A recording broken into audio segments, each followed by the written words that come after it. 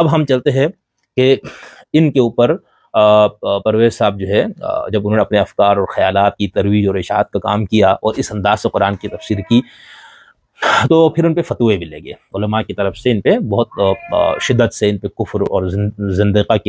زندیق ہونے کے اور کافر ہونے کے ان پہ بڑے فتوے داغے گئے۔ اور اس میں مثال کے طور پر یہاں پر میرے سامنے ایک رسالہ ہے ماہنامہ محدث، یہ اہل حدیث مسلک والوں کا ہے، اور لیکن ایک علمی اور فکری مجلہ ہے، بڑے اچھے مضامین اس کے اندر آتے ہیں۔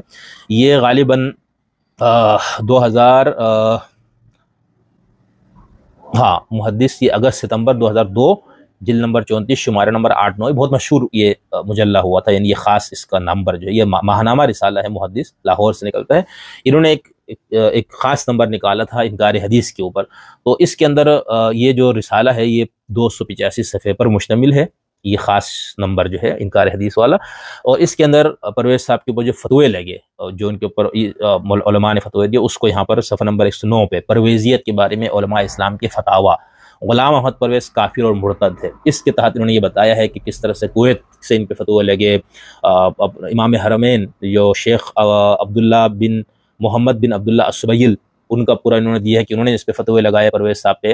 اور یہاں پر انہوں نے لکھا ہے کہ امام حرمین شریفین شیخ محمد بن عبداللہ السبیل نے طلوع اسلام تنظیم کے بانی غلام احمد پرویز اور ان کے متبعین کو ان کے باطل اور ملحدانہ عقائد کو جیسے کافر قرار دیا ہے۔ اپنے فتوے میں انہوں نے لکھا، یہ شخص حجت حدیث، معجزات، عذاب قبر اور بہت سی ضروریات دین کا منکر ہے۔ ہم آگے بات کریں گے جب مستقل ہماری گفتگو ہوگی کہ ضروریات دین کیا ہے،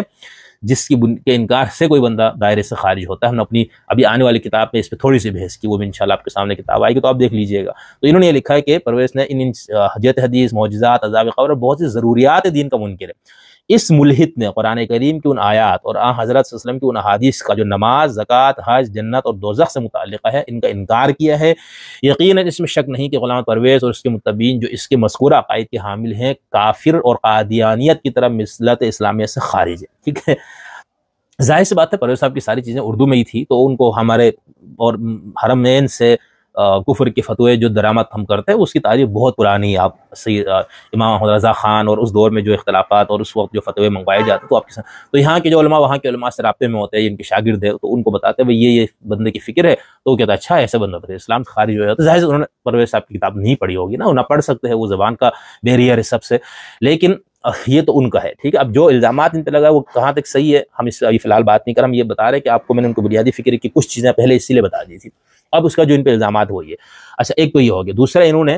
محدث نے لکھا ہے کہ اسی طرح متحدہ عرب امارات دبئی کے اسلامک مشن نے بھی پرویز کی کفری عقائد کی تفصیل لکھتے ہوئے اجماع امت کی روشنی میں اس کے کفر اور خارج اسلام ہونے کا فتویٰ صادر کیا ہے۔ عالم عرب کی ان فتاویٰ کی توثیق و تصدیق کے ساتھ عالم اسلام کے جن مقتدر علمی اور دینی شخصیات نے پرویز کے کفر پر اتفاق کیا ہے، ان نے بالخصوص منزل معروف شخصیات، پھر انہوں نے پورے پاکستان کے دیوبندی، اہل حدیث، بریلوی، وہابیوں کے جتنے بڑے بڑے